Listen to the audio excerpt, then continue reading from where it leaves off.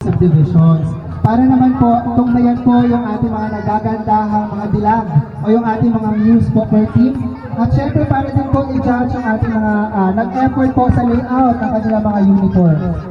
So first po, ito po yung ating judges po para sa best muse and best uniform. Siya po ay presidente or HOA president po ng Northdale Villas Phase 1, si President Grenadine de la Peña po. At syempre, eto, malamang kilala niyo na to, hindi to malayo sa atin dahil kapitbahay lang natin. Siya po ay HOA President ng Pasinaya Homes Prime North. Siya po ay si Pres Joey Rosendo Lumugda. Ayan. So anyways po pala ha, eto po, meron din po kaming i-share po sa inyo.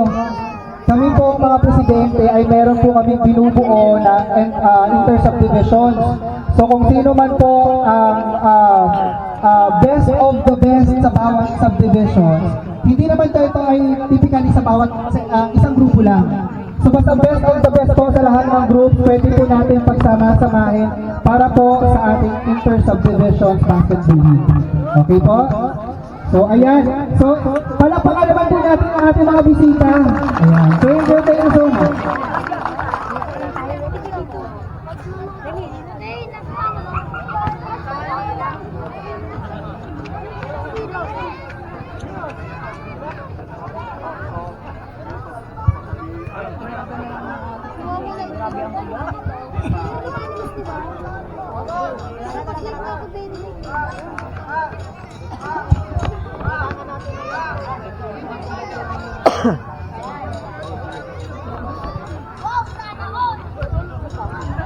Okay, nakalimutan ko to.